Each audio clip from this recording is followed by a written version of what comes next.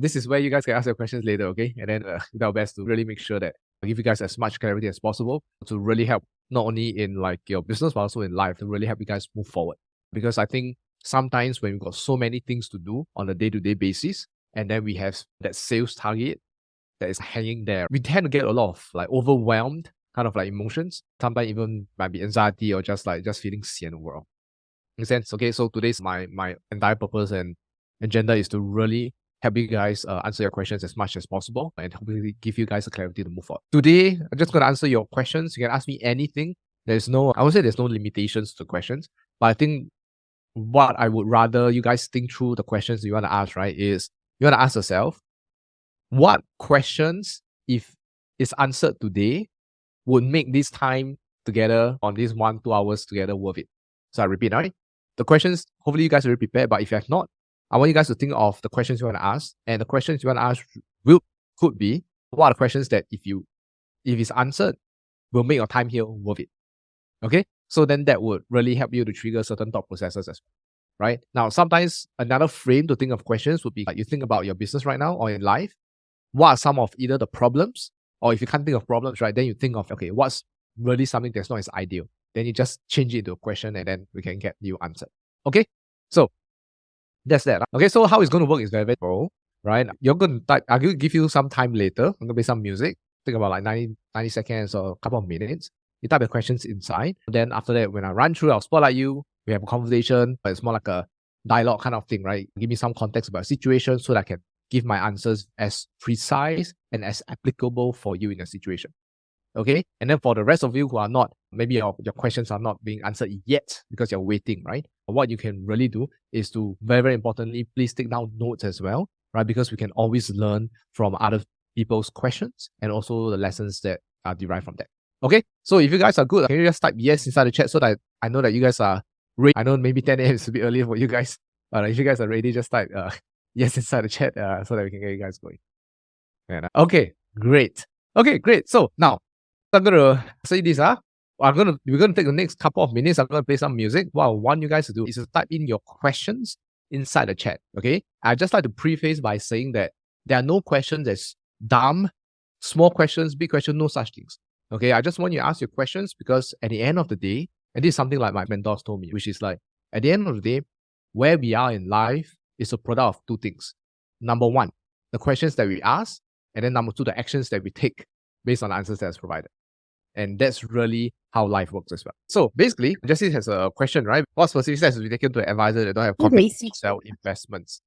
Yeah. So I just want to ask, is this for yourself or is this for maybe a manager? Is this like for your team? Or is this for yourself? No, it's actually for myself. Yeah. So what happened is that all this while I've been preaching on wealth protection. So I realized that I need to pass this further. Correct. Yeah. Okay. So I couldn't bring myself, across to pitch investment to my client because I find that number one, I do not have the experience, the knowledge, and number two, if I do not have the capability to invest, then how am I supposed to allow my clients to trust in me and to invest with me? Yeah. Gotcha. Yeah, that's a great question.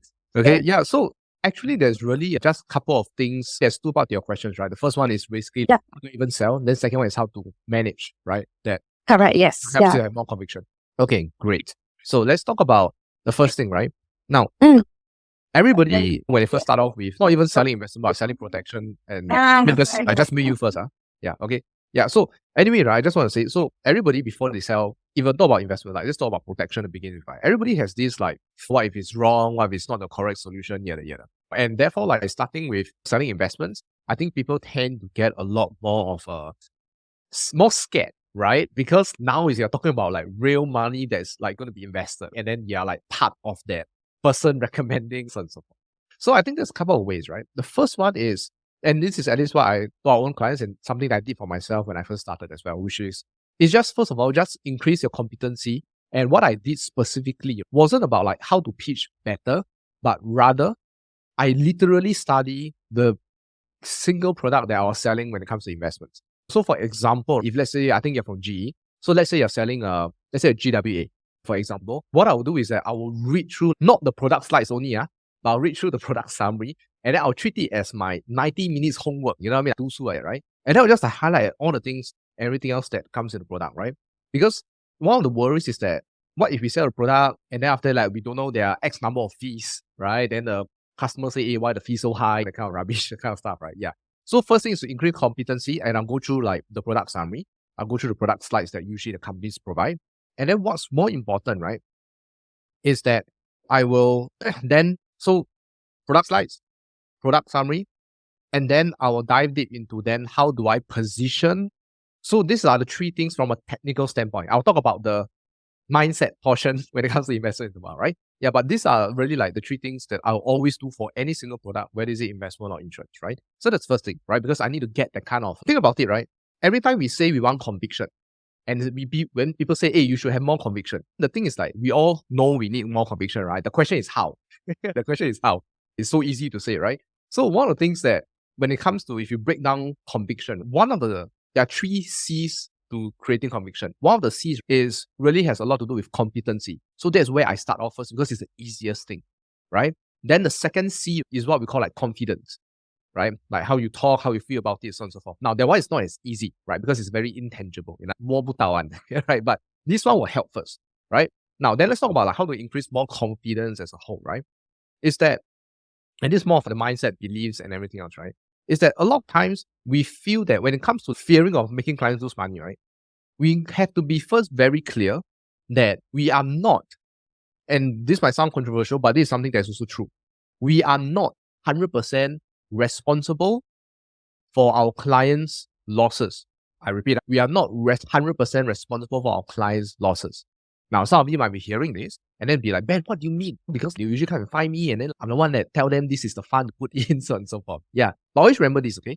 When it comes to the investment markets, there are 2 things. Number one, if let's say there's the market correction or the investment market goes into recession, for example, even Warren Buffett is not immune towards market forces. That makes sense? If there's a recession, Warren Buffett also have that kind of damage also, right, to his investments as well.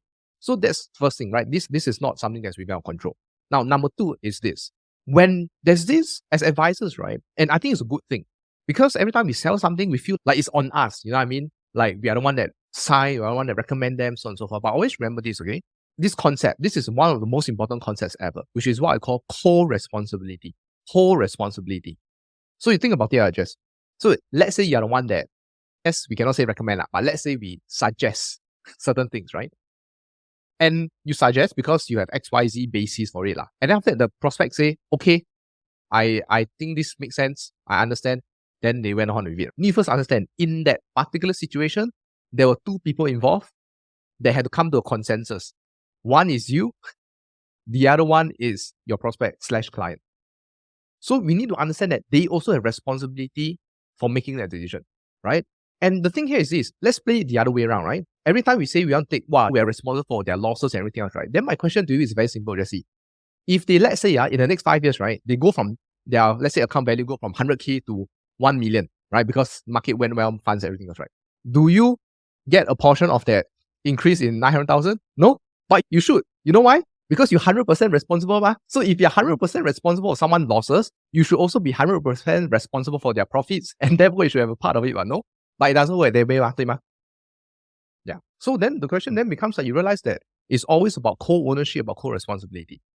Right now, of course, there will always be this innate fear that when my clients come and make noise at me, so on and so forth, blah, blah, blah, and everything else. Yeah. And therefore, every time when we want to go and pitch to them and tell them about investment, we must always, the pre-frame, it must be very important.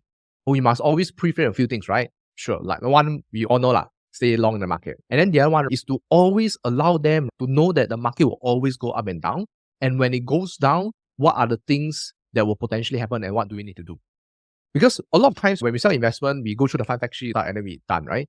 Yeah, but more often than not, we don't pre-frame or future pace them on how should they react if, let's say, the market goes down. If their funds drop by 20%, for example, what they need to do, right?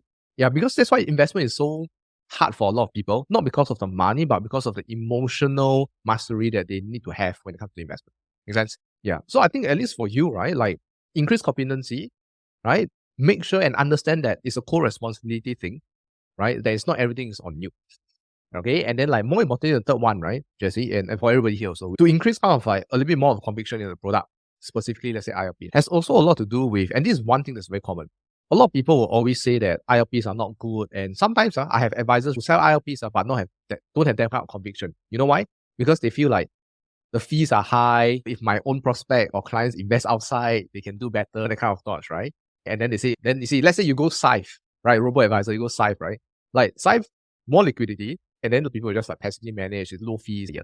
It's obviously way better than ILP, right? And this is where you need to learn about this thing called positioning the product. What do I mean by positioning? If you try to angle and pitch ILP as part of a high returns angle, meaning you say, hey, Jesse, if you invest with me, ILP will get you a lot of high returns, or get you a lot more returns, you definitely lose. You will definitely lose. That's why when it comes to ILP, we never ever, unless you are very solid, like you have, like super, like you're damn good at fund managing and that kind of stuff, right? If you're not that, then what you want to do is you never ever want to position ILPs as from a return standpoint. Because if you compare to other instruments, like it's very, very hard to beat. So therefore, and this is one of the biggest reasons why people lose when it comes to investment, your prospect objection. So therefore, the second thing, then how you want to position ILPs is always, in my opinion, is always coming from a point of creating the right behavior when it comes to investing. Let me explain what I mean. Let me explain. All ILPs usually has lock-in period. Agree? Especially you do the 10 pay, 20 pay, that kind of stuff, right? All have lock-in period. Then they also charge higher fees, right? These are the two main contenders, ma. Then the question then becomes, right, why do insurance companies do this? Because they know in the market, there's Syfe, there's other more competitive products, right? So why do they do these two things? And the reason why, right, and how I'm positioning, right, is that number one, liquidity is actually a bad thing. Because when the market goes up, for example, people, see, got more money, then guess what? They just take out and then they start spending on their shit, right? If the market goes down, what do they also do? Also try to manage their emotion, then panic sell also, right? Then they out of the market either way. And then they realize the losses. So liquidity isn't actually good. Number two, right? When it comes to lock-in period also, is that we always talk about the very fact that for most people, we always want to, when they're younger, want to invest every year, every month, keep investing for long term, right? Problem is sometimes people invest for 5 years, then the remaining 20 years, they don't invest. They just leave the money there because that year, no money, that year budget or whatever, right? So what happens to their retirement or their wealth accumulation goals? Probably have a lower chance of reaching it. Make sense? So therefore, if you think about the way I look at it is that like the customer is paying a fee, the high, quote unquote, high fee to the company to keep them disciplined to stay in the market. That's how I see it. Because you think about it, people will argue, but Ben can put inside Syfe what, right? Then they see they are very disciplined and blah, blah, blah and everything else, right? I call bullshit. You know why? Because when you take out a Syfe, when a platform is liquid, there are no penalties to it. And we are all humans, 没有 consequences 的时候, right? We just take out because we don't feel it, right? But you look at ILP's lock-in period, right? It's the very fact that when you take out, there's a penalty. So there's some pain. So it forces you to go back into the market. Make sense? So then when I sell ILP, I don't go for high returns. I'm saying like, look, 4, 5, 6%, whatever, good enough. Okay, we are good with that, right? So we told them, I say the real reason why we are having this lock period is because we want to create the behavior of number one, starting to invest, and number two, staying invested. And without these penalties, without all these things and structure, right, we will not have the discipline to do it. Let's be honest. And then after, if your prospect give you like give objection or whatever, they say, okay, so when's the last time you tell yourself, right, you save X amount of money every month and you actually save it every single month? Or are there times where you actually took out or you don't like save as much?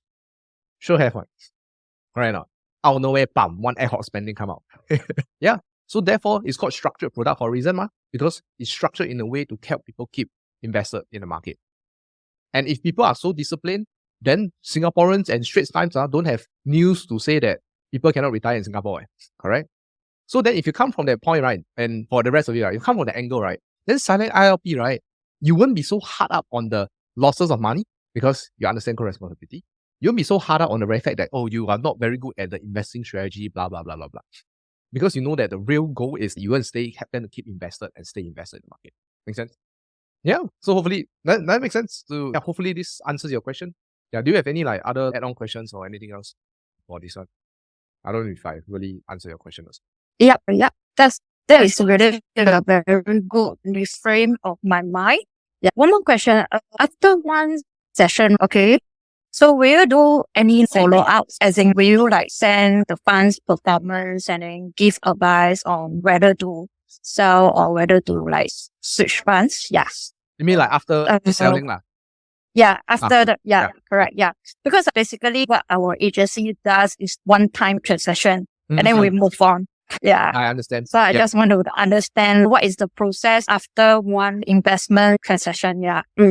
Yeah. Thanks for asking. So this is one of the biggest problems when it comes to when we look at like selling investment as just a product, right? You want to see selling investment as a form of service. So the service starts after you sell the investment, not before. The real work actually starts after you sell the investments. So now, when it comes to work, right? Now, of course, there are varying degree. I have a friend, of course, he has manages like 21 million AUM, right? As an advisor and everything else. So, of course, like he's a different way of doing things. But he also told me fundamentally, and this is something I will share with you guys, which is this. It's less about the updates, it's more about the communication. I repeat, it's less about the updates, whether the money go up or go down. It's more about the communication of these updates. Meaning to say, your prospects or your clients in this case, right, care less. They still care about the money like going down, right? I'm sure. But I'm saying that it's like they want to have an update rather than them finding out the money goes down, then they come and find you and say, why like that? That makes sense? Yeah. So it's about the communication. So if you think about this, right, just imagine that today you are in New Zealand or in Australia, for example, and you're on a road trip, right? And let's say you're in the driver's seat, and then you have your kids, you have your husband, whoever it is, your family behind, right? Now, if you just start driving, and then you don't tell them where you're going, right? What do you think is going to happen? They'll be asking, right? Hey, mommy, where are we going? How long are we getting there? Hey, are we reaching already? And they'll keep asking this question because we didn't tell them the destination. We didn't give them update on like which part of the journey are we in. That makes sense? And if you don't tell people that, right, people get more impatient, right? People get, hey, why? Sometimes you take airplanes, right? Then they got delay. Then they say, oh, they'll delay. Then first thing we think ourselves, okay, how long is the delay, correct or not? Yeah, if there's no timing, then what happens? Hey, why so long? Then you go and talk to the staff and then say, hey, why about? But if you tell them, hey, it's 30 minutes, it's 45 minutes. Some of us, right, have an airplane delay by 2 hours, right? But you realize that as long as we are communicated with that time, we are more okay with it. That makes sense?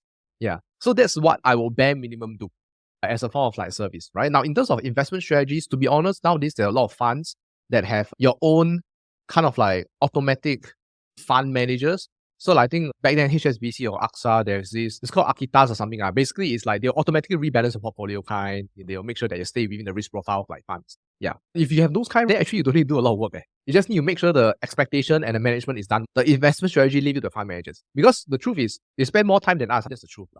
Yeah. So as long as within risk profile, you're okay. Make sense? Yeah. So bare minimum. Yeah. You don't need to go too crazy. Like the bare minimum, good enough. Every semi-annual, every quarter, leave it up to you. Yeah. The more hardcore ones, they usually do it every quarter.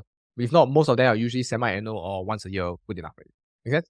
Yeah. Okay. So hopefully answer your question and then I get more conviction to sell ILPs, okay? Not because we want to get them more returns or like want to charge them high fees or whatever. No, it's because we want to make sure we create the discipline of staying invested in the market. Okay? Okay, cool. Finding hard to meet existing clients for review in this era. Is it okay to text or better to call? Oh, this one I'll tell you guys. This one beautiful. Elton. Okay, good to see you, my man. Hey, you okay? I'm not driving. All good, Okay. Okay, cool. Now, this one, recently, this is something that Terrence, who is if you don't know him, or maybe some of you know him, because he gave you guys a call and everything else, right? But Terrence is our BD, right? And with our clients as well, we realized one thing that worked very well in this era, a lot better, right? Which is, it's called there's 3 steps every time you want to reach out to someone.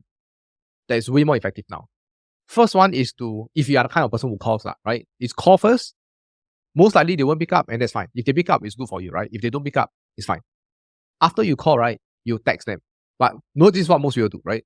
The third one, right, which is the holy grail, like it has gotten so much more responses, right, is you always end up with a voice message. This is one of the tested and proven. Voice message is one of the key things that is going to help, right? But you need to send a voice message as a third one, right? So I'll give you an example, right? Let's say you call your clients, right? And let's say you want to ask them for catch up, right? Or let's say you want to chill them for dinner or something like that, right? You call them or pause review. Call them, they'll pick up, right? They drop them a text. I say, hey, Elton, how's things been and everything else? Drop me a quick call because wanted to see when are you free for a quick review or quick dinner together next week, right? Let's say, that text, send. Then my voice message, don't need to be anything interesting one. My voice message, right, is basically repeating the same text, but put it in voice, right? So I want you guys to visualize this. Let's say I call you guys, hello, or then pick up, okay, down. Then I text you all. Hey Elton, how are you? Ben here. Just wanted to see when are you free for a quick dinner or quick review next week. When are you free? Thursday or Friday? Send. Then let's say, then I'll follow up with voice message. Then I'll be like, then you'll sound like this. Hey Elton, this is Ben here. If hopefully everything is going good on your side, I just wanted to drop a quick voice message here to just wanted to check in on like when are you good for dinner, purely because like it's been a while since you last caught up. Just wanted to see when are you free and let's have a great one and to catch up on your life as well. Let me know whether it's next Thursday or Friday good for you. Then I just send. So you realize it's actually the same as almost similar to the text message, right? Now, then the reason why we do this, let me show you why we do this, right? It's because you think about the pros and cons of calling and texting. When you call someone, in this era, people don't like to pick up calls, especially the younger folks, right? And especially now got China's scam, crypto, banking, whatever, right? So many. So people don't like to pick up calls. The problem is that if you text them, the good thing about text is that they'll read it, but the bad thing is that they can choose when they want to reply you or not reply at all. So that's the second one. Voice message, however, is a combination of these two things, which is what? You send a voice message, right? If they can hear, because they can hear you, they can hear your tonality, they can understand and hear the kind of warmth in your voice, right? So it's like more as though like they're on the call with you. But yet at the same time, right? They can watch it or read it whenever they want. But here's the beauty. You realize when you do WhatsApp message or voice message on WhatsApp or Telegram, right? When you send a voice message, they will not show you exactly what's inside the voice message. You just say receive voice message, right? Then guess what? What have to happen? They have to click into it and then they have to go and watch it, right? So here's the psychology behind it.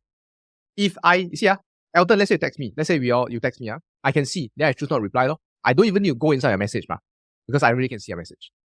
However, if I want to find out what you say in your voice message, I'll have to click on it. The very fact that this person clicked on it reflects a higher level of commitment to that conversation. It's a psychological thing. And it has to make sense. You know why?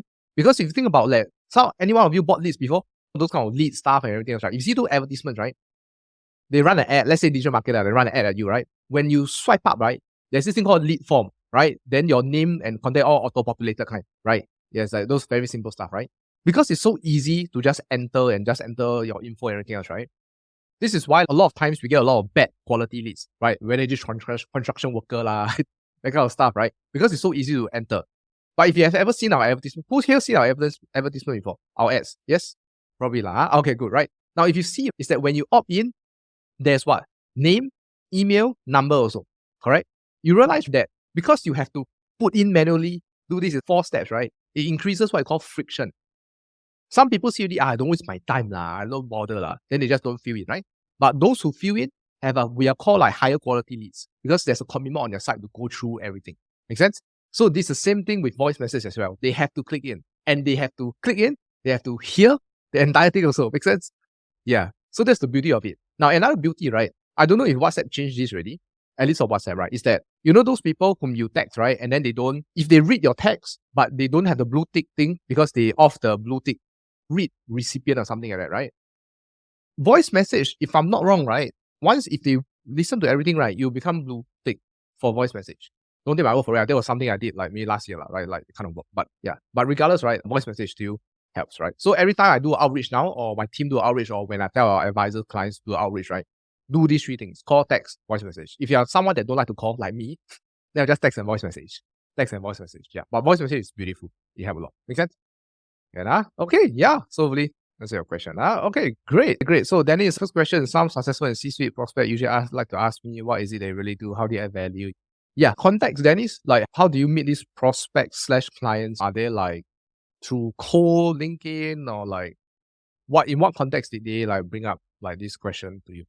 Yeah, usually like through referrals, all these and introduce. Usually these questions usually comes from the more successful people maybe like lawyer or businessman. They sometimes they will just hold their arm and, what can I do for you? I understand you're advisor. They will ask questions like this. So sometimes you a bit shocked when you ask that, so you don't know what to actually say. Gotcha. Why is it that? What do you try to say, or at least in the past, what are some of the answers that you have given in the past? Yeah, I would say something like at this moment I won't know just like you go to a dentist, if you don't open your mouth, right, the dentist cannot check So what I'll usually do, right? Actually find out from you what is it that you have done, and then so that once I know, then I'll be able to actually add value lah. Once I know what is it that you have done, something like that, to find out more. Yeah. Yeah, good So I one. feel that it's not so smooth, it's not polished lah. I always heard about people like value proposition or how to. I just find it difficult to articulate this thing value lah. Gotcha. Yeah, good question, by the way. So typically, they are really just let's understand first why do especially like lawyers, C-suites, successful business people ask these questions to begin with. Then we can reverse engineer a solution. So if you think about the profile of these kind of people, usually what happens is that their biggest resource is time and not money. And therefore, as a result, when based on their dealings in business, right, it's always a little bit more straight to the point, right? And they just want to see, okay, does this make sense? If it does, let's go and entertain that. If it doesn't, then let's move on. So there's one possible reason why usually they ask questions like this or they view this way. Now, the second one, right, is and this reason is very different from the first one. Because if this first one is easier to solve, the second one, right, is this.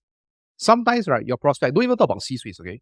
But let's talk about people who, in short, let's say earn more money than you, for example, right? Let's say you take back 20K a month and then they take back like 100 a month, for example. The second one is more of an ego thing than a genuine finding out whether you have a value prop. Meaning to say, I'm the big guy here, I'm earning a fuckload of money. Like, you as an FA to me is the same as everybody else. So I give you a chance. So what do you have? Now, if they come from that point, then it's more of a ego, a power play. Yeah, I call it. It's all a power play, right? Yeah. So then what happens, right? Let's talk about this one first. In order to encounter or counter the power play, right, you need to first break their frame. Break their frame meaning, say, right, their frame right now is they are here, you are here. That's basically how they see it right now, right? If they, let's say, number one, right, and they want to play this kind of game. The first thing we want to do is that we never start to justify what we do, how we help, and everything else. We don't talk about value prop because the moment someone's status, they perceive status is higher than you and they see it this way, as long as status is lower, no matter what you say, won't be as receptive because they already see you here. Did that make sense? So the first thing you want to do is to reframe to go back to at least the same ground or same level as them. And the way to do that is just asking a question, couple of questions with a lot of confidence. So for example, let's say Dennis, they do this to you or they up in short, for example, because they got ego, whatever. Then you want to go and reply and say, hey, it really depends.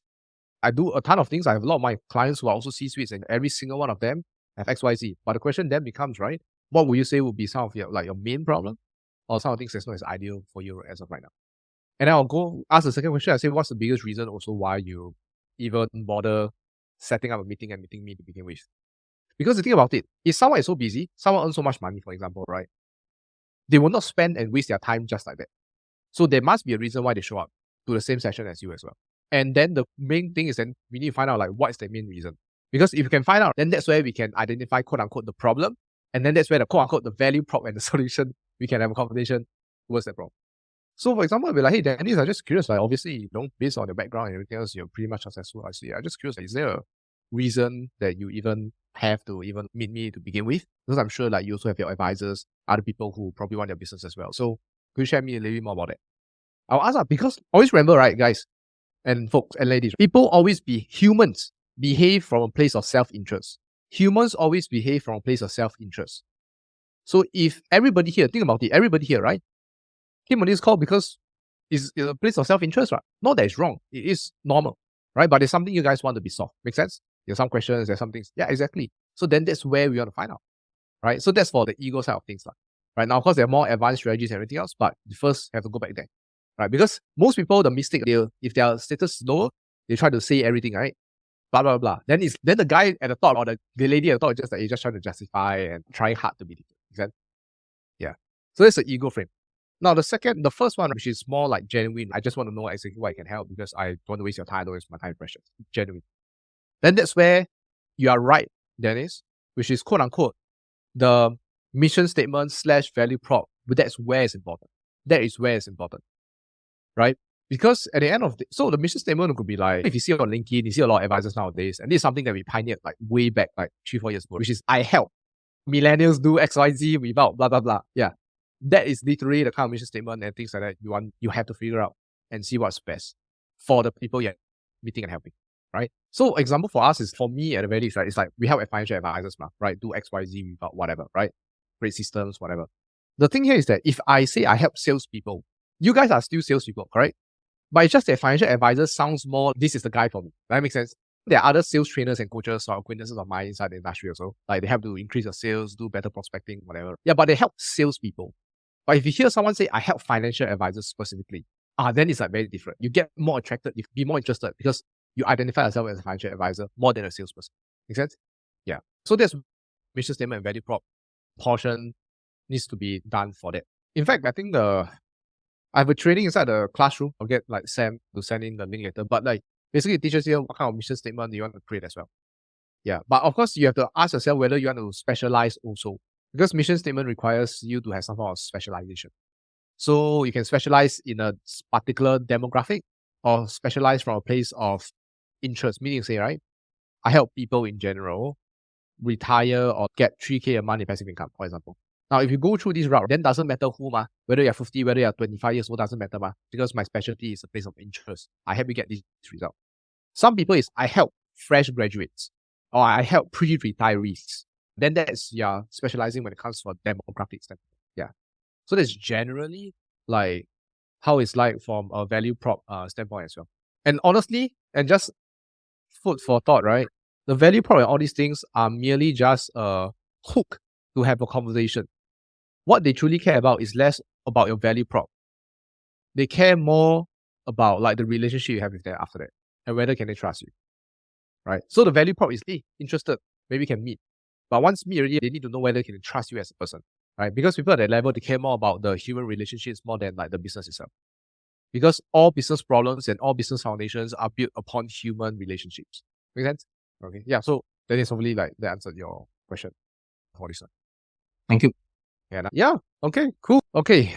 You want to understand more of the advisory pyramid? How about you give me some context or what's the question or what are you like don't really understand from that one? I think because when I first read it says prospecting and I think sales. But then to me, it's like I always have the mindset that if I want to do that, I have to do for like holistic planning first. Like to make sure that their income is okay, their finances is alright.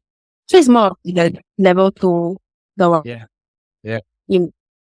Right. So I just want to understand like your point of view from what do you mean by level? Very easy question I have for you. How are you being paid? Commissions through sales of products. Do you get paid based on planning? No. Then what do you do planning first if you don't get paid? Like a holistic thing though. Anybody can sell, but it's the Correct. So that's why it's level 1, level 2, level 3. I'm not against planning. Planning is important. I do this for all of my clients back then also. But the first element is you need to sell first. it's true. You need to sell first, right? And this is the biggest mistake I've seen so many advisors like doing, right? So, and just for context for everybody here, I know a lot of things. Okay, the reason why I dare to say all these things, and honestly, right, all your agency leaders, people who are successful, are COT, TOT, right, they understand this truth. They just cannot say it because it doesn't sound very nice. Okay, you all stop moving. All eyes on me, okay? Now, okay, great. Now, if you see this, so basically, if you think about it, level 1 is you must be a salesperson. Level 2, then you'll be a financial planner. Then level 3, then you'll be what I call a financial coach, right? So it's like coaching, hey, what made you decide you want this particular HDB, for example? Like it's a higher level stuff, right? But generally speaking, it's level 1, this is level 2. Okay? Biggest mistake a lot of advisors do is they will straight away jump to level 2 in the way they do their sales. Meaning, say they will fact find, and then their fact find will care a lot about cash flow. They care a lot about quote unquote holistic planning. They care about like their policies, blah, blah, blah, and everything else. And they even do cash flow, they do budgeting, they do a lot of things. In the hopes of what? Let me ask you, Jayan. You do all these financial planning in the hopes of what at the end of the day? See if there's any gaps in their portfolio and what So they can- that Okay. To sell. that who said that? Yeah, but That's yeah, true. But like you think about the logic, right? We do all the planning, we do cash flow projection, we use Ghost Mapper, we use XYZ, whatever. At the end of the day is to do what? Is to still do this. If you really think about it, it's still to do this. Now, the reason why most people are confused or they feel a bit disconnected with this, even though it's the truth, is because you think about this industry and how it's being sold to you. They didn't say that, Jiayan, you're going to be a salesperson selling insurance and investment. They say that you're going to be a financial planner. So by default, even before you come in, you already adopted the identity of a financial planner. And financial planner don't prospect, financial planner don't sell. Financial planner only do what? Plan, recommend, advise. Correct? They don't sell. If you think about a real financial planner, that's not really their main job. Right? So this is the reason why, right? When we got led in the industry, everybody says it's a financial planning industry, blah, blah, blah, blah. It's not. Hard truth, it's not. You're just merely a salesperson selling different products. And just so happen you managed to sell insurance. Don't believe me? Last time, I don't know how many years are you in business or how young is it? Second full year. Okay, think about it. Okay, which company are you from? GE, okay, cool. So we know we got the insurance product, right? GLA, GWA, whatever. Now, do we agree, right? Sometimes we are also selling CPF products, right? Like CPF IS products, right? Correct or not? Yeah, we're selling all this shit also, right? So it's not only selling like insurance stuff, right? We just managed to selling financial services or financial products. And that's why you must first adopt a salesperson, then do financial planning. Because if you think about it, Jiayan, you said we do all this financial planning and the things you do so they can identify a gap, correct? What is sales? Sales, right, is essentially finding out where they are right now and where they want to go, right? Future. And the gap is our solution. This is what sales is all about.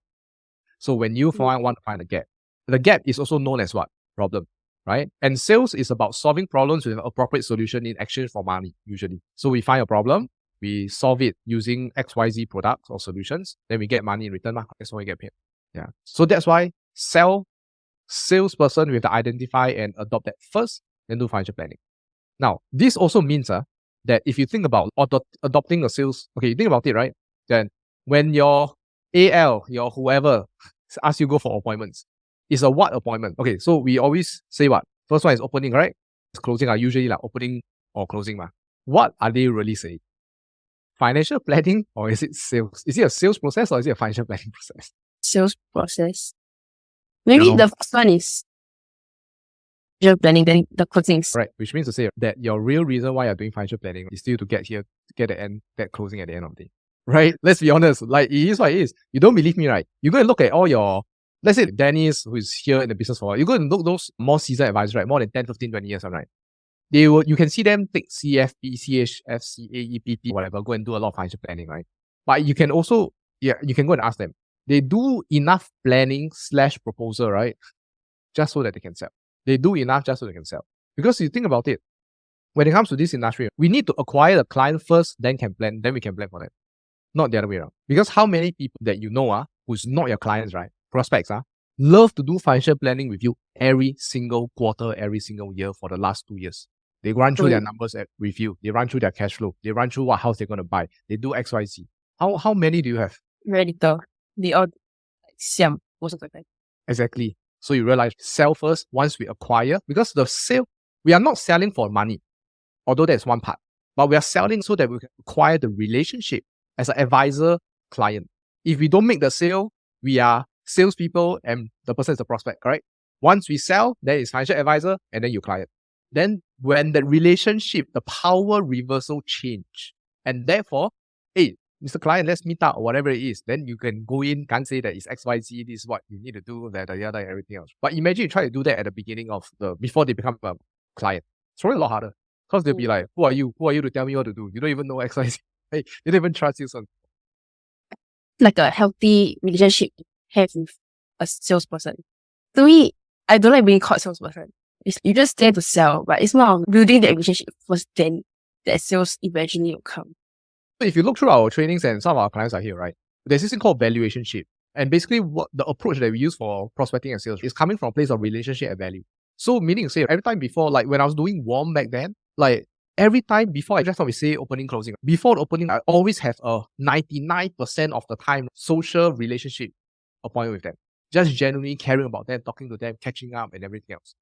And once the relationship turns better, like it becomes warmer. Because those last 5-10 years never meet kind, a bit hard, right? So you can warm that up first. So once I warm already, then I just say, because the feeling is pretty good, I just say, hey, by the way, I do this for my clients. I thought that this was something useful. Would you like to hop on a session with me and then I can dive in with that? Don't have to buy anything from just something I love. Then they're way more receptive. Yeah, because we care about relationship first, And here's the beauty of this. This is a bonus for everybody, okay? This is like the biggest advantage. Building relationship and putting relationship first, even till today, right, is still a blue ocean in this industry. Because 95% of the advisors don't do it. Even though it's so simple, I can virtually guarantee. Okay, yeah. So then it's like still relationship first, create value, then right, go opening closing, no problem. But I think fundamentally the whole philosophy is that at the end of the day, we're still here to sell. Fundamentally. Yeah. Because the truth here is when you think about it, right? How many times have you been through experiences before, right? Through the appointment, you ask for cash flow, and then they tell you, let's say $500 a month surplus. Okay, the surplus is $500 a month. How many of them are, even though you know they got surplus in cash flow, right? They still don't buy at that amount. Maybe they don't even buy, or they say, let me think about it, and then or they say, I only want to spend $50 a month. Very often. Very often, right? Exactly. Then Then is it sorry, if you don't bring across the value of why you put 500 instead of $50, then that's on you really, right? the recommendations that they need is not based on their cash flow, ma. It's based on their income. Let's say we do protection. It's based on income, it's never based on cash flow. Then as you mean like $500 for protection for their salary? Okay, let's say we do cash flow means how much they earn and how much they save, right? How much they spend and how much they save, right? Yeah. Let's say do cash flow. Let's say the cash flow is $500 every month. They save $500 every month, put inside the bank. Right? But this person got zero protection, for example, naked client, naked prospect. Do they straight away say, oh yeah, Jia, it totally makes sense. I want to spend all my $500. Or would they sometimes still say, I think $100 okay. Or they'll say, hey, let me think about it. And then still have no insurance. Have, right? Yeah. So then the question then is, you realize calculating their cash flow and their budget and everything else doesn't help with the sale as much. It only is effective after you recommend what they need. Then they have an objection because they say too expensive, not enough money, whatever, right? Then we calculate cash flow to address that objection. You don't want to put cash flow calculation at the front. Because when you ask someone for their budget, you ask someone for cash flow, right? The problem here is this: if they say I only got $100, then how? You get stuck, because then your entire planning basis, right, is based on that $100. Then if you try to, then the question then is become, right? If they say they only $100 budget, you recommend things based on $100, right? My question is your basis of recommendation actually correct? Because what they need is way more than $100, but like in terms of sum assured, for example. But then you only recommend $100 based on budget. Then actually, 对咩? Right? You got see doctor come and say, hey, Jai, you need surgery. But how much budget you have? $10. Okay, then we just remove your skin a little bit first. Then next time you come back again. Got such thing, man? No, they tell you, hey, you need this surgery. It's 50K. Okay, you got money, don't have. Never mind, use MediShield, use your savings, use credit card, take installment. Exactly. So this is why when you calculate cash flow, and this for everybody, when you calculate cash flow and budget at the front, you price anchor yourself. Because now you cannot exceed the proposal, your recommended amount beyond what they just said to you. You want to do it the other way around. You want to say, hey, Jia, based on what you need right now, you need 700,000 sum assured. Let's say because 15 times annual income, okay, you need 700,000. Plus you got no protection, so you need 700K. However, the premium for that, let's say you sell a life plan plus a term plan, okay, is 3K plus maybe $500, okay, 3.5K. Okay, so this is what you need to recommend first. So you price anchor them at that. Then they're going to give you resistance. If they got money, they'll buy. If they understand, they still give you resistance. They say, hey, I think a bit too expensive here, whatever. Then no problem, you can just lower down. Hey, instead of 3.5, no problem. How about we do 3K, 2.5 or 2K first, so that as the years goes by, then we can upgrade and top up more. It's like your second or third appointment already. Second, usually for me, I close on second. I don't close on first. Second or third, depending on your sales process. Yeah. So that's why I say, guys, salesperson first, then financial planning. Because the thing about it, Jia, when's the last time? Okay, you look very young anyways. Let's say, tell me, right, when's the last time, right? Okay, you bought something ad hocly, like you never planned for it. Have you? Yes. Have, right? Okay, great. Let me ask you, where the money came from? You never budget before, right? You never budget for that, right? So where the money come from? In my bank. Right? You never calculate cash flow. The salesperson never asks you for your cash flow. Okay. Yeah, because people don't have a budget for this kind of things. People just nice got money, they like it, they believe in it, it makes sense, they will buy. That's how people behave. And usually, what's the usual thing? The usual saying? People buy based on what? Trust. Okay, based on trust, good. Kinma say emotion is good. So people buy based on emotion, then they justify by logic. You think about the times where you buy, right? It's, hey, I like that thing, right? And then you're like, okay, you go and buy, right? Or, hey, the movie very interesting, okay, hey, how about we go and watch? Hey, we never budget, but we just decide, right? So it's based on emotion. But the second part, of course, is justified by logic, right? So like it need to make sense after you purchase. So how many of you, right, decided that you fly overseas, you go for this ad hoc trip or whatever it is, right? Emotionally, you make the decision. Then after that, you make the decision, you try to justify it. You justify it, say, anyway, I need that break lah. Anyway, never go before. Anyway, first time only ma. You try to justify it logically. So likewise over here, right? The problem with financial planning first in the sales process is that financial planning is logical or emotional. It uses what? Numbers, right? Is it more emotional or more logical when it comes to numbers? Logical. Exactly. So you see, cash flow, logical. Talk about these numbers, XYZ, logical. That's why people can understand, but just because they understand doesn't mean that they will buy. Make sense? Yeah. Yeah. I think you're understanding it now. Because if you think about really fundamentally, it's all the case. And just because it's the truth doesn't mean that you have to like it. I don't necessarily like it also. I wish I can just provide a lot of value, really help people, then they just pay me money. I mean, I get rich. But it doesn't work that way. I still need to do prospecting, I need to sell, we still need to do all these things. But if you think about, fortunately, unfortunately, about this industry, right? When's the last time GE has a top best financial planning service award? Don't know. Left, right. They always go by what? FYC, production, case count, case size. MDRT is based on production. Even though they tell you it's the holistic, blah, blah, blah, it's still based on what? Production, what? To bye. Don't, even you could be a 30K a year holistic, but you're not MDRT. Because this industry is based on sales first, then planning. If you go to Dr. Sanjay Tolani, which I was a big fan last time, was at FA. At every conference he have, I sure go one. He will tell you the same thing. Sell, do 28,000 concept, right? Then go inside, already done. Where got planning? Because he understands it. Because he understands how the game is played. Not that it's wrong or right, but it is just the reality of this world, or at least in this industry. And just now you also mentioned that you don't like it, right? Then how do you eventually like? Are you still like me? I can either keep my preferences or I'll be rich, whichever lah. I can either keep my preferences and be broke, or don't like it and be rich lah. Either one lor, 是不是? It's fine. Yeah, trust me. Then I so much about this before also. I have thought so much. It took me a while before I really hate it, but I have to face the truth.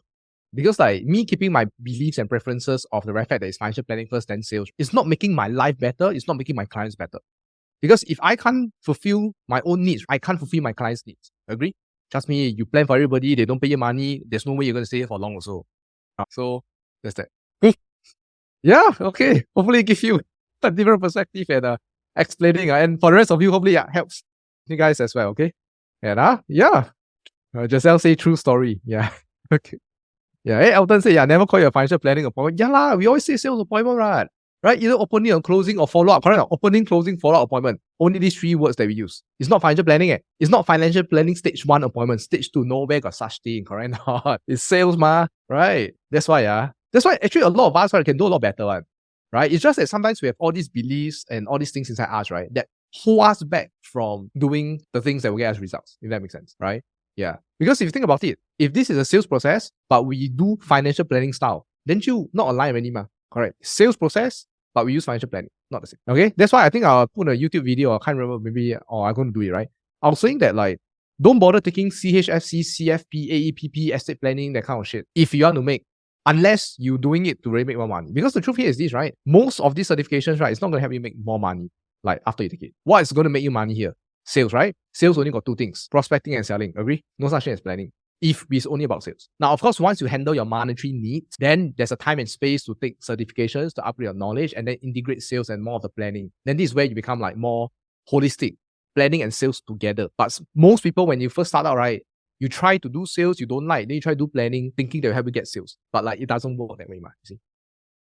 Okay? Yeah. So remember, so for Jia and for rest, right, I'm not against asking for budget or cash flow. But when you ask it during the sale matters. You should ask it only after you present price, proposal, and everything else. Then they give you objection. Hey, I think it'll be expensive. Then okay, cash flow, budget, whatever. That's when it's not 很痛 you ask yourself, right? Ask for cash flow last time, then it's bam. You price anchor there already. Okay. Some of you know this lah. Okay. Yeah. Then you feel guilty because they say $100. Then after that you feel guilty. You know why? Because you're this guy没有钱 already, then I still want to sell a shield plan or life plan, then you feel bad about yourself, blah, blah, blah. Hey, but hello, at the end of the appointment, what happens? The prospects still don't get covered. Correct? Still don't get covered. Then what kind of true impact have we really made if you think about it? Right? Okay, so that's that. Okay, Kenny, where are you? Kenny, are you Singapore or Malaysia? I'm from Malaysia. But, right, good. You. Yeah. Currently working in Singapore. Oh, nice. Yeah, okay. Yeah, great. So, new to this industry, you got your RNS since last month. Oh, congrats. Which company are you from? I'm from Aviva. All right. Aviva. Wait, you are RNF. Okay, Singapore. Okay, so Aviva is now what? Singlife, right? Is it? Yes. Life. Okay. Don't know if you choose the right company for now. Yeah. Not that I have anything against Singlife. Because I think Singlife now got a lot of when you want to submit case, a lot of very long process or something like that. Yeah. I'm not very sure. I'm quite new. Okay, yeah, good. Since met a lot of people about no closure, come and give a lot of cold call agenda. So basically, often clients lah. Okay. Many Gotcha. from cold calls, because company will give us leads, man. Then they will ask us to like go and do something there. Yeah. Like, be like if we have some like maybe collaboration with some other companies, they will get meet them up for redemption of our experience. Yeah, problem would be like, because my manager also asked me to do more holistic planning, like what Jayan said lah. But I don't agree with that because I read through your 7 advisory secrets, man. So being a salesperson, you need to prospect and sell, man. Because the main thing is to close, man. Yeah, so that's my main problem, I think. So, Yeah, I don't know, man. What can you do better? I think you just need to really learn how to. I think the prospecting part is not a problem because if you have leads, right? Yeah. Like fund servicing leads, I don't think that's a problem, right? You get to meet them also, correct? Yeah, I get to meet them face to face. Great. Yeah. So I will share with you. Okay. So first of all, fundamentally, you need to learn how to sell, right? And just saying, if you guys don't know, there are 7 elements when it comes to sales process. Please go to school, which you guys are inside here already. You'll go to classroom, go to advisor sales secret course. I don't know if you saw this already. Yeah, but like you want to integrate all these elements in. That's the first thing. Now, secondly, when it comes to very specific, when it comes to this kind of what we call like orphan clients lah, or like servicing kind of like clients, there's a few things that the structure will look like this. So we all know that, okay, we all know lah, right? Behind is closing, right? Then after that, in front is opening lah. Open, okay? Now, what we want to do, right, when it comes to orphan clients, right, is that, okay, so let's pretend that over here, we call them. Most advisors, what they do when they meet orphan client is that they will straight away go to an opening appointment. Meaning to say, when they set an appointment, they call them and they meet them, it's about their policies, it's about their whatever, need to review lah, yada yada, everything else. Now, I can tell you that this is one of the, I'm not saying it's wrong, but it's not as effective, right? If you do this thing, if you add one more appointment, you want to make it a 3 appointment. Let's say it's a 2 appointment close you usually do, right? Okay, you want to do is you want to make it a 3 appointment. So what we want to do is that if you have orphan clients, you want to do this appointment. It's a very simple thing. So simple, there's a structure to it. But like, generally speaking, you want to care about building relationship first. These people. Why? Very simple. Because the very fact that they are orphans, what happens? The very fact they're orphans means either their advisor left them by most of the time. And if their advisor leave them already, this means that there's a very high chance that they are not very happy with the previous relationship. Yeah. Or let's say, they are my previous advisor, blah, blah, blah, whatever, right? Then they think that you are the same. And then the other one is sometimes they feel like, okay, you want to look at orphan clients, right? As though they had a relationship that they broke up. So they just got dumped. Break up, people dump them, that kind of stuff. Then they're very unhappy. So when you go and meet them, then they'll have a lot of skepticism over here. Right? Because the first thing you care about is what? Review their policies, ma. Yeah, correct. That's the first thing you care about. They don't care about this. They care about this first. They care about you. Whether are you the same like other people? You do. So in fact, I'm sure there's a lot more things when it comes to opening and closing. But generally speaking, this is usually a bottleneck. Because if they are not happy with you or they're not very associated or familiar or trust with you, then even if you try to open and try to close them, it's very, very hard. Because they think that you only care about the money to begin with. That makes sense? Anyway, Kenny, what do? You call them ready, then you should go opening? What's your first appointment about? Yeah, like what you said, I normally call them. My purpose is my agenda is actually to just do a policy review with them and also to do redemption. Yeah, which is why I made this kind of issue. Okay, my customer will usually tell me, okay, you don't tell me anything else other than this policy like that. Yeah, I don't get the chance to ask more because they know what I'm. Yeah. Exactly, because they don't trust. That's why orphan clients like that one. Orphan clients is always like that. So you need to understand like the state of the relationship. And honestly, for most people, at least in Singapore at the very least, most of us already got an existing advisor or already had experience with an FA. Which is why it's very important to always understand what's their relationship and how's their experience with the previous advisor. Right? So the way I think about it is very simple. Let me ask you a question, Kenny. Are you married, attached, got girlfriend, boyfriend, whatever, right now? Girlfriend, but not yet married. Not married. You think about it, right? You think about it, right? Let's say you chase a girl, okay? Let's say you chase this girl. But then this girl either got boyfriend or that she want to break up already or whatever, right? Okay, let's say you chase this girl, then the guy just dump her. Okay, this is your friend now. Okay, this girl is your friend. Then the boyfriend dump her, treat her very badly, right? Then let's say you suddenly like this girl. What do you think is going to happen? This girl will have trust issues. Or the ex-boyfriend 一样.有可能很好 then after that, you know, 也是对 what if you are the same? 男人全部 you have like this stereotype, right? So therefore, you need to understand your ex relationship, how are they feeling, and see where you can really help them to address some of their problems, and don't be basically like the ex-boyfriend or ex-girlfriend. Once you settle that, then we talk about the sales process. Because if you don't have that, if you think about the sales secret course that I just shared screen with you guys, right? The first element, the 7 elements, right? The first one is called rapport, right? Yeah. Rapport is not about building trust. Rapport is about putting them in a good state. So if your prospect, your orphan clients are already not in a good state when they meet you, they are not going to be receptive to your opening or your closing, even if you have the perfect script. That makes sense? Right? Yeah. So that's why you got to do that first. Then, of course, integrate 7 elements, ask the right questions, sell stuff, and then it will be so much. Okay. Yeah. So when you call them, instead of saying, hey, it's about your policies, whatever, which you can say, you still need to say it, because policies redemption. But then you also want to say that I would still love to meet up with you first. And what we're going to talk about mainly is about seeing whether we have a good relationship, whether can we talk to each other and everything else. And if the relationship is good, then we'll talk about how to move forward. If it's not, maybe I can change another advisor for you. It will help you serve you better. When would it be good? Coffee is on me. Let's have a conversation. Okay. So 你要从一个来比较 TLC 的感觉啦。Yeah. Then also, of course, you also combine the business portion lah. Yeah, that's fine as well. Yeah, but then you go with the relationship, opening, then closing. Yeah. Sense? Okay. Yeah. Okay, cool. So hopefully answer your question. Yeah. We're gonna try playing. Yeah, go for it. Yeah, go for it. Okay, the very fact that you say you already meet people, but you can't close, right? Then this means that the meeting is fine, but it's just the process that has something that needs to be tweaked, which is in this case, right? A lot to do with the relationship and the trust and everything else, more than just the closing. I'm sure the closing we can improve on it, whatever. But this is the first round that we need to solve first. No problem. Yeah. Okay, it's Jia Yan. Jia Yan, do you see just now or not? I share that screen. Were you here just now for the orphan clients one? I was just telling Kenny. I was listening. Yeah, okay. Yeah, I'll go. Yeah, but basically, if you see, it's like instead of opening, closing, we put a relationship upon there first. So again, it's about like relationship first, then we talk about opening, then we talk about closing. So it's still sales, but then like we add in the relationship portion, right? Yeah, and that's there. Okay. Yeah, that will give you guys, if today all of you can just go back, leave this Zoom, and just put the relationship, just by having that, still keep your sales process, but just add in one more appointment when it comes to relationship, right? I virtually guarantee you, right, your closings cannot go lower one. It will only get higher.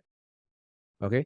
Yeah. I think you can ask Joel. I think Joel's been through that last time. Remember? Joel said put a relationship first. Yeah. Then after that, everything goes up. Purely because and I know it's a hard concept to grasp for some of us, which is normal, right? Because maybe when we first started all the way, right, our agency just say, talk to more people, close them, sell them product, whatever, right? And then it has served us well, earn some money. What will really work way better and sustainable is about relationship. And okay, great. Okay, good stuff. Okay, Win, where are you, Win? Are you there, Win? For your question, find yourself making a lot more statements instead of asking questions. Wow, Yeah. how should I craft? Oh, this one will take us 3 hours master class. This one I think good for you guys. Maybe I'll do it next time. I think, how are you interested? Know what right questions to ask during sales appointment. Yeah. Okay. That is to take a long while, man. Yeah. So technically speaking, there's a framework for this, but I'll give you it's a bit more complex. I'll give you the simple one, right? Which is like the frame I look at this is that I want to ask myself, what can okay, so you think about it. You think about all the statements that we make. So for example, we say that, let's say we're selling a shield plan, for example. And then we say that, hey, Win, in the event that you and I get in the hospital, okay, let's say you make a statement. Okay, Win, in the event that you and I get met in an accident, the first place we'll go is where? We'll go hospital, ma. Then once you go hospital, you'll incur bills, and then the question then is, a lot of people try to pay their bills with cash, but it's actually better to pay with insurance. Let's say we're trying to explain to them, and then we also say that, MediSave not enough, you need to pay with cash or whatever, right? We're just making steps. I'll try to think of these statements that I would usually make and ask myself, how can I convert these same statements just with a question mark, right? So an example of it would be like this. You'll be like, hey, Win, I'm just curious. Allow me to play a scenario, right? In the event that you and I, we met with an accident, where do you think is the first place you and I will go? Hospital? Okay, great. Now, so let's say you go to hospital. I don't know about yourself, but what will we incur usually in a hospital? Hospital bill. Exactly, right. So I'm not sure about you, but how do you usually pay off these bills? If let's say we get into accident. I think can use MediSave. Yeah, you're right, 100%. And anything else, like for people who might not have enough MediSave, or maybe let's say the bill is 100 grand, for example. Or they have right, to then use like, cash or see, I pause here. We pause here. Those were basically what are the statements that I would have made in the first scenario. Mm. But I just asked a question for you to just answer. And then let's go to the next one. Let's continue role play this. Next one. Okay, great. Wina, if you are using cash, then wouldn't that mean that your assets are depleted if you are using cash to pay off, let's say, the bills? not use credit card. Great, which is end up we still have to use our assets to pay off at the end of the day, right? So I'm just curious, right? In the event, let's say like we don't have too much money and the bill is 100 grand or 200 grand, especially with the inflation and everything else nowadays, right? Let's say you don't have enough cash, then how will you pay off this money? Like how will you pay off the rest of the bills? I think if you go in, there is some form of subsidy for Singaporeans and PRs. So I don't think it's going to be a very big bill because end of the day, you got the Medicare or some Medifund or something like that. Yeah. And the event, worst case, touch wood, like even if all these things coming in, might not be as enough because some of these subsidies have criteria to it. And let's say in the event that worst case, we don't hit those criteria, then how are you going to pay off these bills? Let's say you only got 50 and then the bill is like 200. I have to borrow You're going to borrow from loved ones, my mom, my dad. 100%. I'm sure they will definitely lend us, right? Because they love us and obviously they care a lot about us. But how do you feel about taking this amount of money from them, even though it might be temporary for now? Not good lah. I don't feel good. But I also have company insurance. Good. And that's why at the end of the day, we don't talk about insurance. But for those people who don't have company insurance, maybe in a transition job or like maybe they want to do self-employed or whatever it is, then what? Oh, then sucks to be me. Would it be ideal if today can provide you a solution that could prevent all your assets from depleting or most of it from depleting in the event that you can get in the hospital? Would that be ideal? So how much of course insurance? What I hear is very 骗钱 one. I know, right? That's what I get all the time as well. And that's something, let's talk about it later on during part of this presentation or this appointment, right? But meantime, this is basically how we help you to prevent asset abuse, for example, right? Yeah. So like, these are all the objections. It's good actually all the objections, right? But generally speaking, it's really more like, I could have just said, hey, Win, let's say you and I, we get an accident, we'll definitely go hospital, right? Hospital will have to pay bill, ma. Then if the bill very large, right? Then no choice, we have to borrow, ma, correct or not? Borrow already, then we don't feel good. Then after that, we got no money, and then blah, blah, blah, blah. We can just make those statements. Yep. All we need to just to convert it into questions. That's about it. And then press on the problem and pin, right? Yeah. I can even press even further. I say that, hey, Win, let's say, we can manage to borrow all these things and everything else, right? My question to you here is this. If you and I get an accident and major one, right? Where will you and I have the energy and capacity to worry about all these things, whether it's the application for Medifund and all the other things? How do we get the capacity to do it while we are injured like mad? And who else? And if we don't have capacity win, then who will be doing it? So who is actually the one worrying? We are hurting, they are worrying. Then how? Would it be ideal if probably a solution, and basically the solution is a shield plan, right? But see, so I create a problem, press on the pain. Then once you feel the pain, then I ask, would it be ideal if I provide you a solution? Then that's where problem, pain, you eat the solution, right? Because it just makes logical sense. So this, by the way, guys, this is not even about product. It's just a concept presentation. I have not talked about Shield. We are not going to talk about the ABCs of Shield. It's just an idea, right? Same thing with income replacement, same thing with wealth accumulation, so on and so forth. Concepts, right? So Win, as much as I love to come up with like how to craft questions, it's a bit hard to cover this. Yeah, but hopefully you get an idea, right? Think of like how can we reverse this? And if you think about, if you go through the sales secret course I showed just now, RFPPDS, right? Report, agenda, fact find, problem, pin, design, solution. You realize I included those elements in my questions. I created a problem, right? Basically, how you going to pay? I press on the pin, right? Even though you can borrow everything else, how do you feel? And I check for desire. Would it be ideal if we can provide you a solution that could XYZ? Then you say yes. Problem, pin, desire, check. Then I'll ask the next question. Any idea what this solution is called? Then you'll be like, confirm it's insurance lah. I mean, your advisor what? Exactly, of course it's insurance. Now, can you make a guess? Because there's so many insurance, which one is it? I don't know. Is it the term one? No, actually it's a shield plan. I see. Then I provide you the kind of solution. So you realize that if you know how to ask all the right questions, right, sales become very fun. And even when we know like doing all the answers and everything else that comes out, right, once you understand it, right, it's very easy to reframe, right? Yeah. So every time you ask a question, you must always, at least for me, I always prepare that this person or whoever it is might have a chance to give me a funny answer. For example, if I would ask, let's say I ask Kinwa, hey, Kinwa, in the event that we get an accident, right, blah, blah, blah, for example, where is the first place you go? Kinwa might tell me, well, I go to heaven, no? You might give him an answer, right? Then I have to reframe and say that, okay, hopefully we go to heaven in the event, let's say we die, right? Now, in the event that we don't die, where is the other place that we'll go that starts with a letter H? I asked the question so specific that you have no choice but to tell me hospital. Now, some idiot last time tell me before go to hell. I said, hey, bro, this is after you die, right? But in the event you don't die, then like, where's the other place you're going to go? It's like H. And they say hospital. Confirm say hospital. Right? And if they try to be funny, then this means that either they are just a humorous kind of person or they're just not really being genuine or being serious about the appointment. Which means to say it's a rapport agenda problem. Right? Because people give you funny answers and everything else, right? Means they're not taking it seriously. Or they're very skeptical. Which means to say, I thought about what? The state is not right to begin with. So even if I carry on the entire presentation, you just give me lanjiao answer. That makes sense. Then is what's the point? So I always go back and then I have to reframe and say, hey, Win, I'm just curious, right? I understand that like skeptical towards insurance and everything else, right? However, at this point in time, if you're going to continue being skeptical and not even really being a little bit more open-minded and everything else, then is that how to carry on this conversation? It wouldn't be productive. What do you think? So that way, in that way, you're filtering out the jokers also lah. So don't waste your time, don't waste your energy, and move on. Because we all know there's only going to be one way and one outcome, which is they are not going to buy and they're going to waste time. We all know that's going to happen. They might as well don't waste time. Right? Now, of course, there are other ways to reframe, right? I'll be like, hey, Win, let me just pause the presentation here. I'm just curious, right? How open-minded are you? I don't know lah. My dad got scammed before with insurance and whatnot. Gotcha. No worries. Let's put insurance aside. Will you say they're an open-minded person? Yeah, I would like to believe so. Got you. The moment you say you're open-minded, right? You like to believe so, right? I'll say, I would love to believe it as well, right? And hopefully, even this presentation, everything you're doing, right? You'll be able to keep that same level of open-mindedness so that at least you can entertain the possibilities and then decide for yourself later. Would that make sense? Would that be fair? Would that be okay? Then we carry on the presentation, right? So we got them to admit that they're open-minded, right? Or at least they like to believe so. Yeah, I like to believe so. Yeah. So that's how we like reframe. That makes sense. Oh, thanks, man. Yeah. Okay. Yeah. Okay. When you know exactly like a script or know what to say, what to ask, it's very hard for you to not feel confident because you know that no matter what people throw at you, right, you know how to turn it around and just by asking them questions. So that's that. That's why sales will be fun once I understand this. Okay. Is Jessie still here? To convert your sales to a point.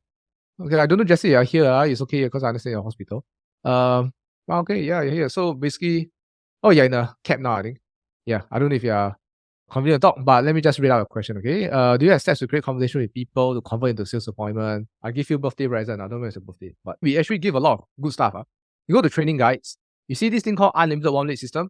Go and watch this one. This one, I literally give like the flow chart and also the script of what to do and how to transit from a social appointment to basically an opening appointment, right?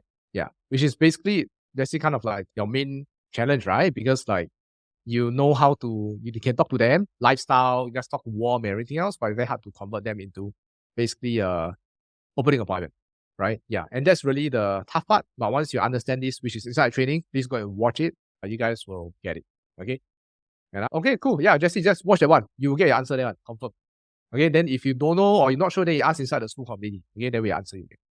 By the way, that system is literally the same thing I've done in my first year to earn me like 200 over 1,000 when I was 22 years old as student advisor. Student advisor, you need to understand, 22 years old, means my friends around me, not a lot of money. Okay, but this was literally the same process. Okay, I never do cold calls, I never really do roadshows or whatever it is. This was mainly the only thing. And a bit of social media, right? So that's that. Okay. So, then is when you enter the first meeting with a prospect, do you share your sales concept first or fact find first? If you share, okay, that is a good question. If you share your ideas first, what is the sales idea you share the prospect? Yeah, okay, great. So generally speaking, right, Dennis, what I would do is I will always, let me just share my screen. There's many different ways to do this, but one of the ones that I find that's most effective that I've been doing it for years is that, let's say this is the first appointment, which is technically the opening appointment, right? So what do I do or what should we do at the first appointment? The first appointment, right, it's, okay, so again, I'll just use RFPPDS, right? So you rapport, talk about agenda, right? But then what you want to do is this. You can either do, you can either ask questions. So fact find. You can either find out about, basically identify a gap and then like press on the pin like what I did just now. Or you share your concept presentation. Okay? When you share about concept presentation, right, it doesn't matter what they have.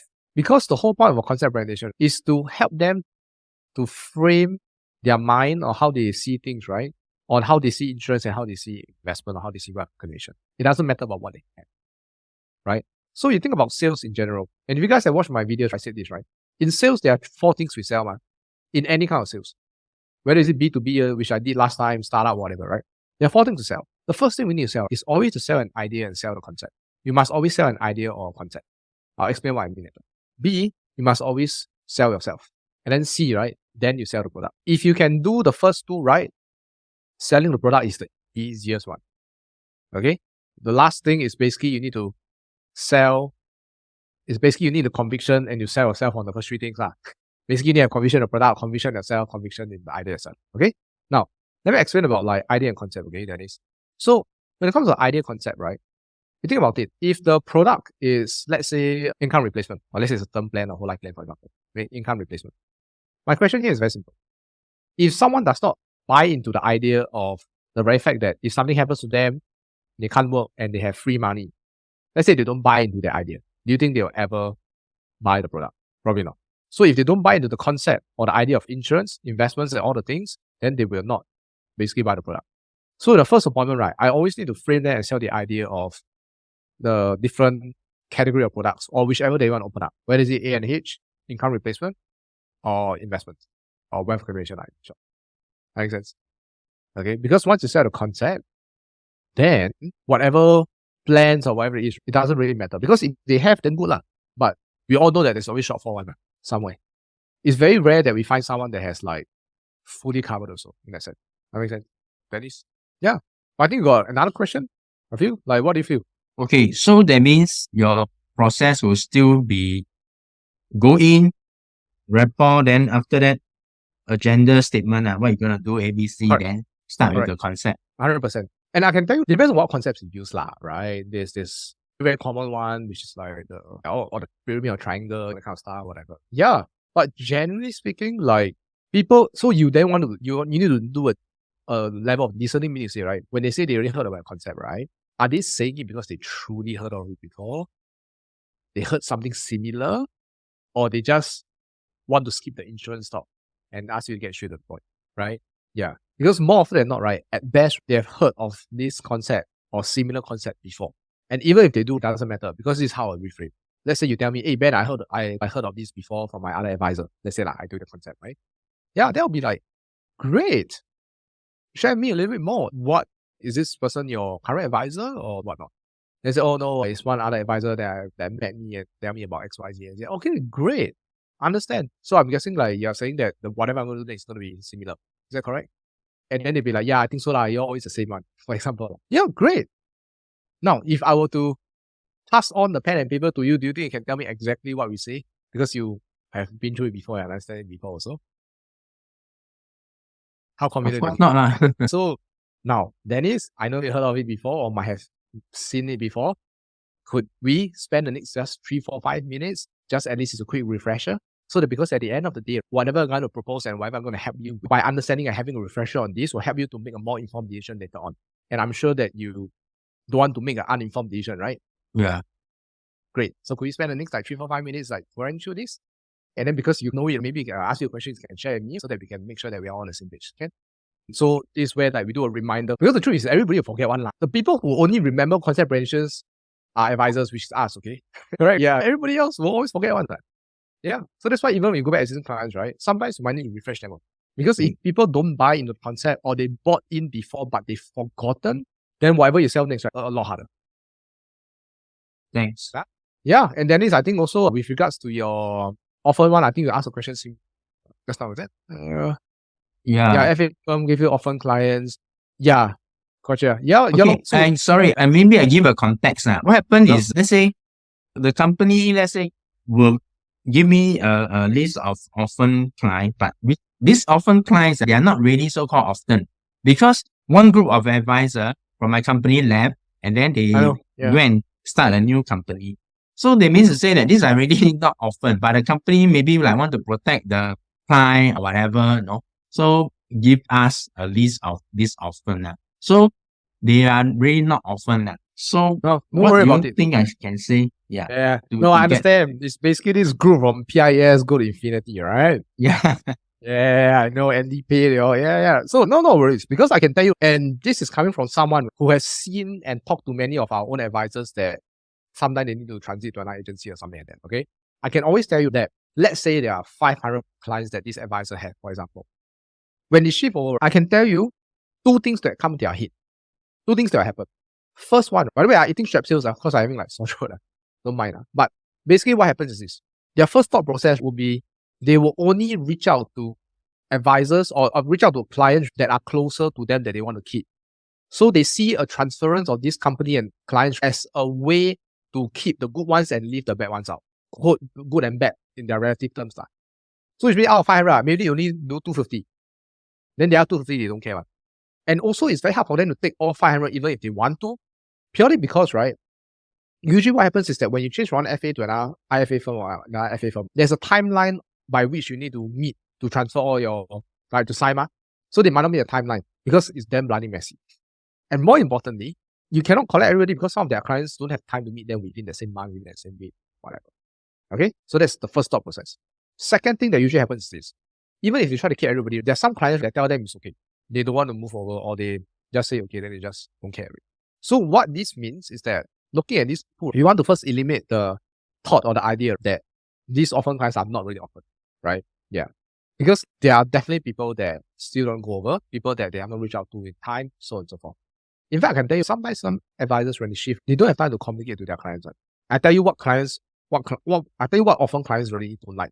They just receive a text from their own advisor saying that, hey, by the way, I'm shifting from, let's say, PIAS to Manulife. Okay? I'll still be your advisor. Anything you can just reach out to me, chat soon. I tell you, as the client who have bought quite a few things or bought before, they go, what the fuck, right? You don't even call me, you don't even talk to me, you don't even explain to me, you just text me and then you talk. That's why orphan clients not happy, man. You realize that the orphan clients, they're a bit unhappy or whatever it is. Yeah, so that's why it is.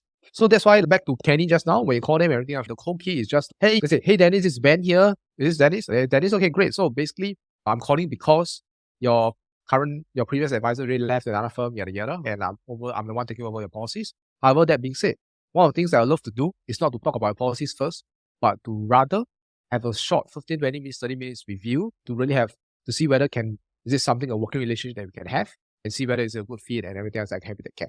Right now, even if you choose, even if you choose to stay with your other advisor, or whatever, it's not a problem. At least let's have a relationship so that I can know how to manage this side of things for you. What makes us your Friday group. Then this will help you overcome the internal objection, which is I'm following the other advisor. Yeah. Because at the end of the day, they still need to like make care of it, yada yada. Now, of course, there's a chance like PIS to infinity, they might just pot over the entire like policies there because they can take charge. Yeah, but if you have a lot of these orphan clients, you sure like, the bonus you can see moves. Thanks. Yeah. Okay, welcome. I'll just talk about one thing and then we'll crystallize our thoughts, okay? So what happens here is that I'm just sharing that right now with all now there's the changes, right, to all the two things, right, SA and then Shield premiums, right? That's the recent changes, right? Just remember that this is actually a good opportunity for you to have this, to talk about, use these topics to have a conversation with existing clients and with new prospects or like basically prospects whom you might not have been able to open up. And honestly, with Shield premiums and everything else, it's actually quite scary if you guys think about it. Because you think about it, like 2-3 years ago, they changed some stuff there, the co-payment, and then increase premium, whatever. Then 2 years or 3 years later, they do it again. What's to say that they won't do it another 2-3 years later? Sure, confirm one. Confirm will do it, right? So which means to say, one of the idea, you guys can like brainstorm about it, right? But one of the idea is, because Shield, we might sell an ILP or endowment, mostly an ILP, to hedge against the premiums of a Shield plan.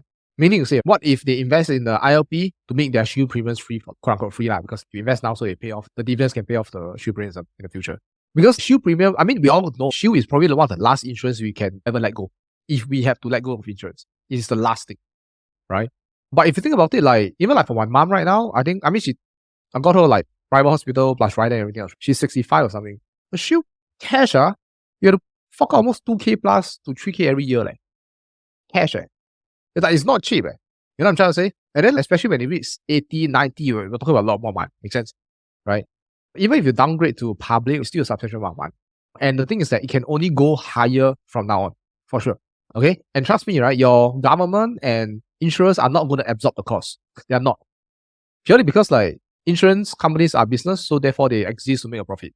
So they won't hold on to that, absorb the cost as much. That's number one.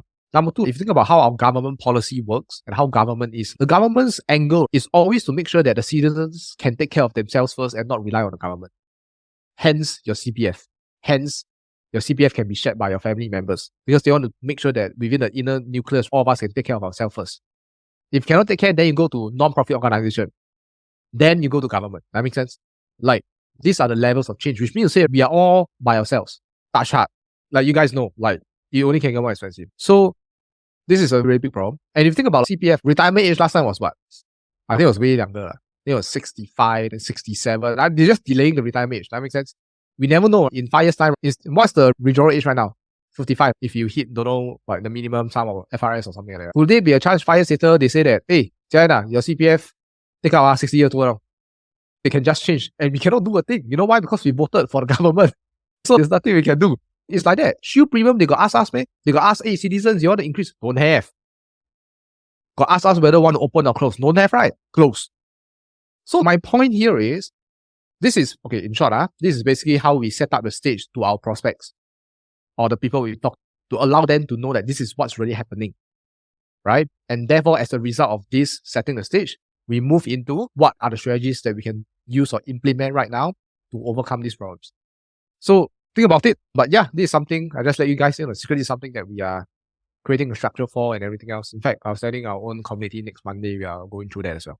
Yeah. And more of our community members already closed the case from there already. Yes, you think it's right. Yeah. Because it's not formal, it's true, agree. It's really true, the premiums really just going to increase. And it's scary. So as financial advisors here, we have quote unquote unlimited income and everything else. But you understand that other people who are doing corporate and everything else, they don't. So they are capped to a certain degree. Okay, so this one will help. Okay, great. Okay, cool.